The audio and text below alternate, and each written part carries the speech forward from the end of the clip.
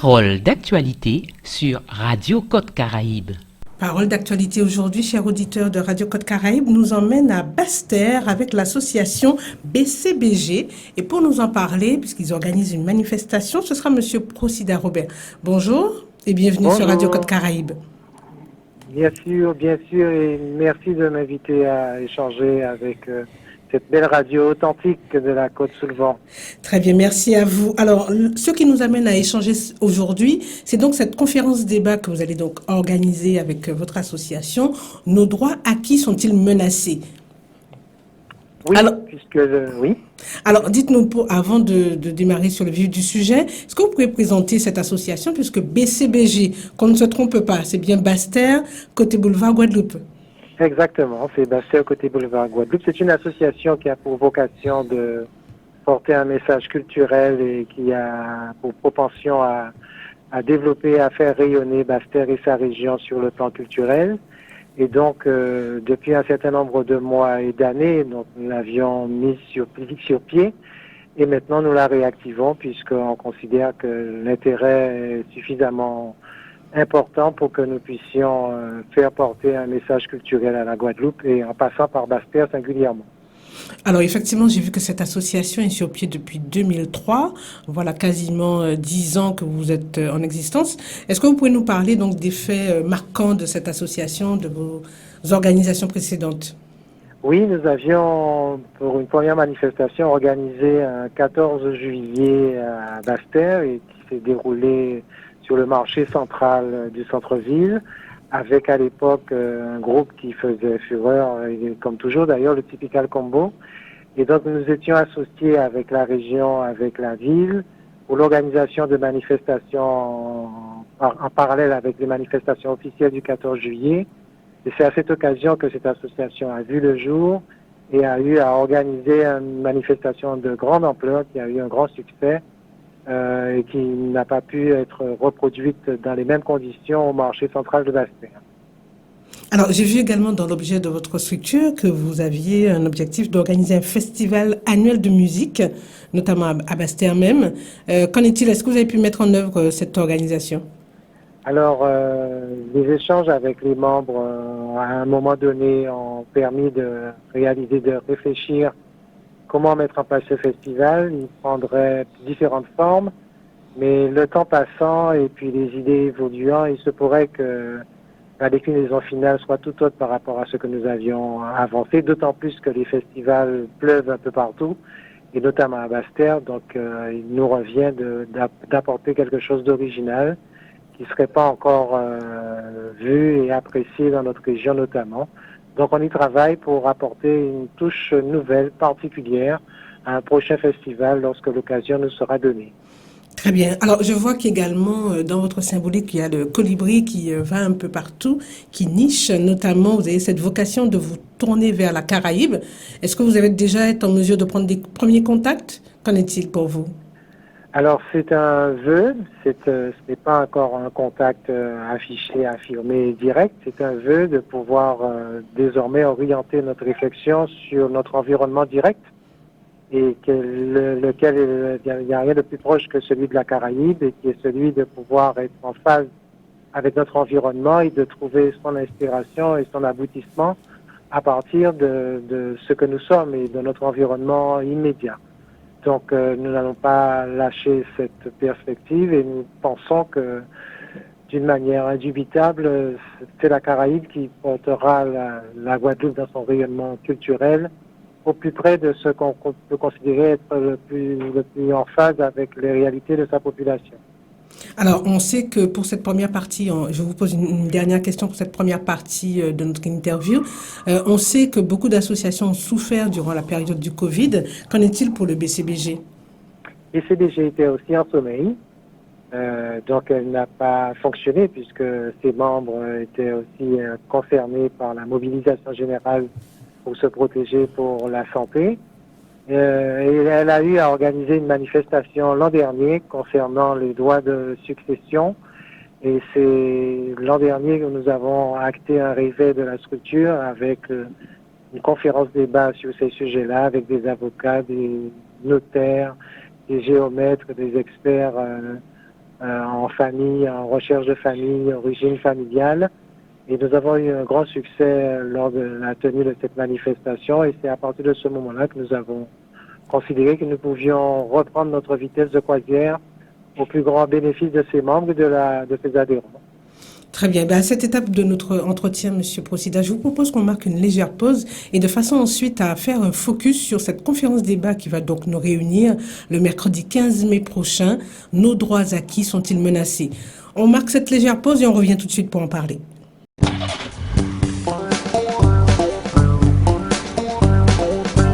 Parole d'actualité sur Radio Côte Caraïbe. Oui, chers auditeurs, vous êtes bien sur Radio Côte Caraïbe et la thématique qui nous intéresse aujourd'hui, c'est nos droits acquis sont-ils menacés? C'est cette conférence débat que nous propose l'association BCBG. Alors, pas Bon Chic, Bon Genre, mais bien Basse-Terre, côté boulevard Guadeloupe. Ce mercredi 15 mai 2024, dès 18h, à l'ex-antenne de la CCI à Basse-Terre. Pour nous en parler, donc, faire ce focus, continuer cet entretien avec Monsieur Procida. Je disais encore merci d'être avec nous. C'est vrai que le contexte s'y prête, avec tout ce qui se passe, que ce soit pour les salariés, pour le foncier. Est-ce que c'est ce qui vous a inspiré pour la thématique de ce débat? Tout à fait. Alors on peut prendre plusieurs illustrations, comme celui notamment de l'avortement. Voilà un sujet sur lequel cette question n'était pas à l'ordre du jour. Il n'y avait pas de menace apparente sur le sujet de l'avortement et le gouvernement a décidé de faire valider tout cela au plus haut niveau constitutionnel, de manière à éviter ce qu'il y ait une quelconque évolution en la matière. Il y a aussi le fait que cette situation un peu de turbulence nationale et internationale fait que beaucoup d'entre nous nous interrogeons sur notre épargne. Qu'en est-il? Est-ce qu'elle sera sauvegardée? Est-ce qu'on va y piocher pour pouvoir alimenter les fonds de guerre? Est-ce qu'on va y piocher pour pouvoir redresser l'économie de la France? Voilà des acquis sur lesquels on peut légitimement s'interroger. Alors, il y a aussi les droits sociaux. Régulièrement, nous constatons qu'il y a des évolutions ou des involutions dans les droits sociaux, et notamment les demandeurs d'emploi qui, il n'y a pas longtemps, ont vu évoluer leurs conditions d'attribution de l'aide pour la reprise du travail avec des conditions plus drastiques, peut-être plus motivantes pour d'autres personnes. Et donc, on peut considérer que rien n'est acquis. En termes de logement, là aussi, la question se pose. En termes de santé, nous avons bien vu que même s'il y a des droits pour protéger les concitoyens et tenir compte de leur avis, l'obligation vaccinale a été un moyen direct de vérifier, de démontrer que les acquis en la matière n'étaient pas si évidents que ça et qu'un texte de loi pouvait défaire ce que l'on considérait comme étant acquis de manière indubitable. Donc, beaucoup de sujets, beaucoup de questions qui, même sur le plan médiatique et d'ailleurs sur le plan même religieux, nous nous rendons compte que la sémantique religieuse, le dogme religieux évolue, puisque la pratique de l'Église, il faut parler d'Église catholique en matière de perception et d'interprétation de l'homosexualité, a fait que la pratique religieuse a changé, l'interprétation a changé, le dogme a changé.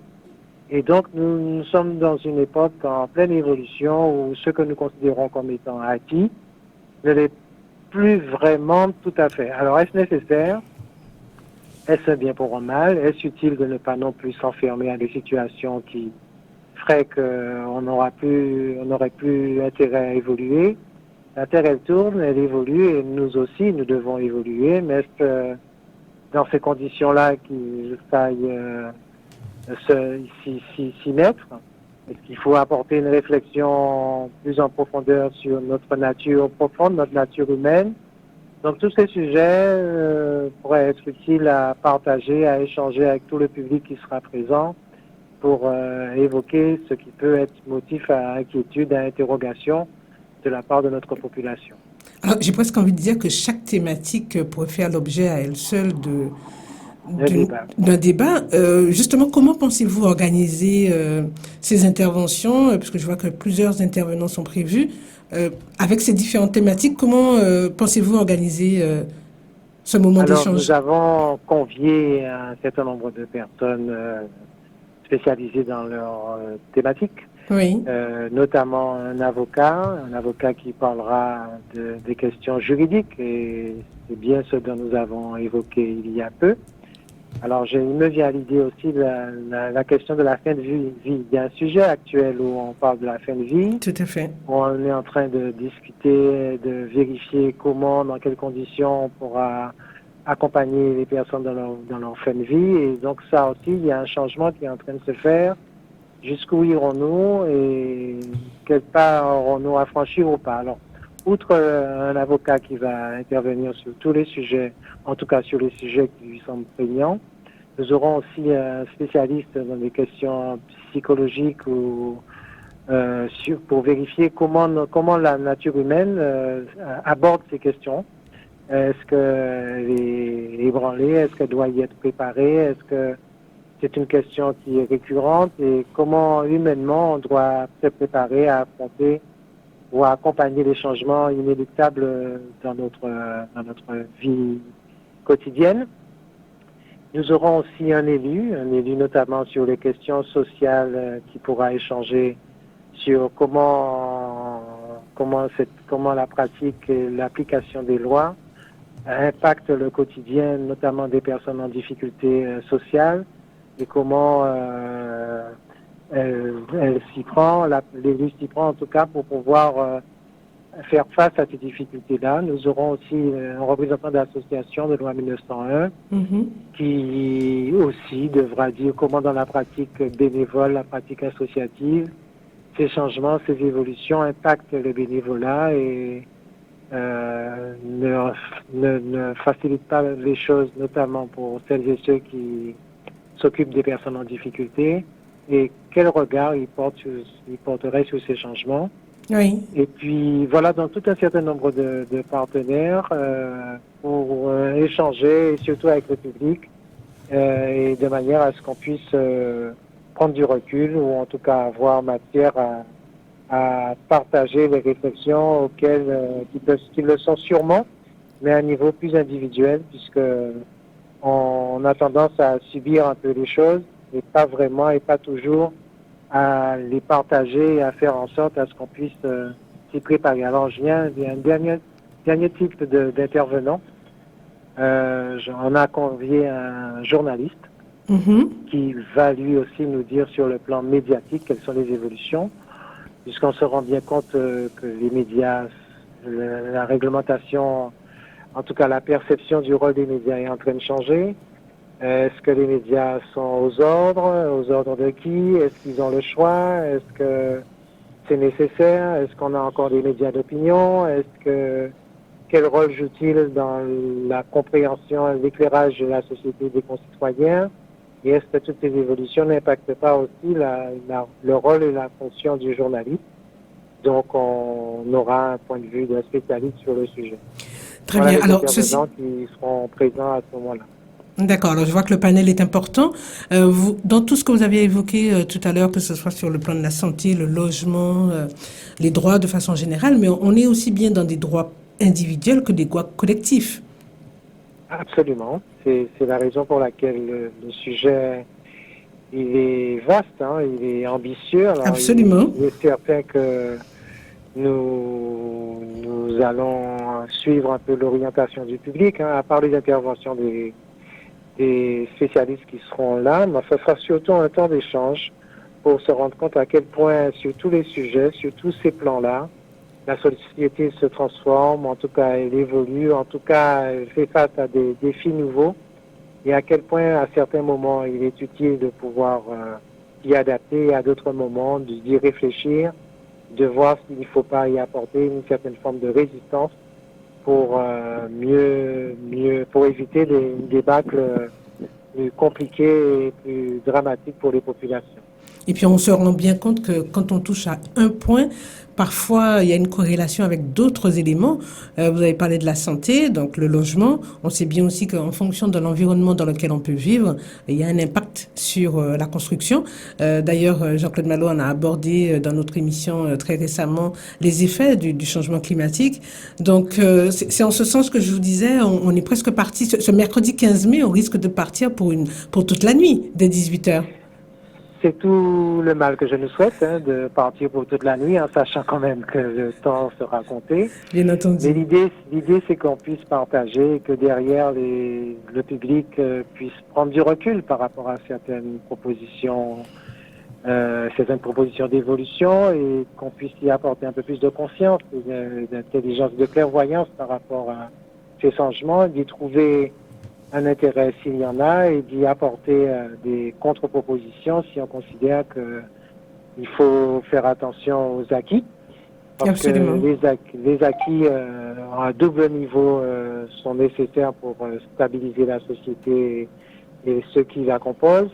Mais en même temps, la Terre tourne, les choses évoluent et il y a lieu de pouvoir aussi prendre ce chemin d'évolution de la vie puisque tel que nous sommes, nous évoluons, nos idées changent, notre corps change, nos concepts changent. Il faut aussi se préparer à, en tout cas, être en phase avec des évolutions utiles pour nous-mêmes et pour le bien commun. Très bien, donc on sent qu'il y a beaucoup d'éléments qui seront abordés. Je rappelle cette conférence débat, nos droits acquis sont-ils menacés? Alors c'est vrai qu'on a tendance à avoir beaucoup de discussions locales, mais dans quelle mesure les éléments qui pourront être actés iront beaucoup plus loin, parce qu'on sait que certains éléments ne dépendent pas de nous, on l'a remarqué. Quelle est la suite que vous pensez donner à ces éléments recueillis? Alors la suite sera celle que l'assistance voudra bien ou les intervenants voudront bien parce que nous n'avons pas prétention ni vocation à entrer dans des champs où nous ne sommes pas forcément compétents. Nous avons juste le mérite de pouvoir échanger, discuter sur des sujets que nous préemptons parce que ce sont des sujets éminemment importants sur lequel la société n'est pas forcément interrogée. Donc nous nous accaparons de ce sujet-là et nous en discutons entre nous et on déciderons ou pas de ce qu'il y a lieu de faire. L'essentiel, c'est de pouvoir en conscience partager, confronter les points de vue et puis ensuite de réorienter vers des compétences diverses des uns et des autres et de décliner des actions s'il y a lieu. En tout état de cause, la conscience, la réflexion précède l'action. Donc, si on est dans ce champ-là, le champ de la réflexion, le champ de la conscience, nul doute que derrière, les actions concrètes vont voir le jour sur la base du partage que nous comptons faire de cette conférence à celles et ceux qui ont décliné des compétences plus spécialisées sur ces questions-là. Donc on a bien compris que Basse-Terre côté boulevard Guadeloupe, donc BCBG est au cœur de l'actualité et au cœur des préoccupations de la population. Donc je rappelle cette conférence débat, nos droits acquis sont-ils menacés? Ça se passe donc le mercredi 15 mai prochain, dès 18h à l'ex-antenne de la CCI à Basse-Terre. Monsieur Procida, est-ce qu'on peut donc vous laisser le dernier mot pour encore alerter, s'il le peut, nos auditeurs et followers sur cette thématique que vous voulez aborder? Oui, alors alerter, en tout cas intéressés, concernés, parce que c'est au-delà de la question. Vous voyez bien qu'en fait nous préemptons un sujet sur lequel on ne nous a pas intéressés, mais nous prenons l'initiative de pouvoir s'occuper, parler, échanger de sujets qui ne sont pas a priori de notre première main. Et c'est ça qu'il faut retenir. Il faut retenir l'idée que nous décidons, nous affranchissons d'un certain nombre de choses. Nous nous accaparons des sujets et là, c'est un signe majeur qu'il faut retenir de la part de l'association qui a pris l'initiative de préempter des sujets et de les proposer au public qui sera présent. Donc venez appréhender des sujets sur lesquels, a priori, vous n'êtes pas forcément concernés au premier chef, mais vous êtes des acteurs qui subissent souvent les conséquences de ces sujets-là. Absolument. Alors, je vous laisse nous rappeler un numéro de téléphone pour ceux qui souhaiteraient avoir d'autres informations. Oui, alors c'est le 06 90 39 38 09 pour ceux qui veulent s'inscrire ou avoir plus d'informations. Et en sachant que l'entrée est gratuite et ouverte à toutes celles et ceux qui le souhaitent. Très Très bien, alors on rappelle le rendez-vous avant de vous remercier. Donc le mercredi 15 mai 2024 dès 18h à l'ex-antenne de la CCI à Basse-Terre. Merci encore Monsieur Poussida d'avoir pris le temps d'en discuter avec nous ce matin. On rappelle BCBG, donc Basse-Terre côté boulevard Guadeloupe, qui organise une conférence. Nos droits acquis sont-ils menacés? Le 15 mai prochain, le rendez-vous est pris. Merci encore et à très bientôt. C'est moi. Merci beaucoup.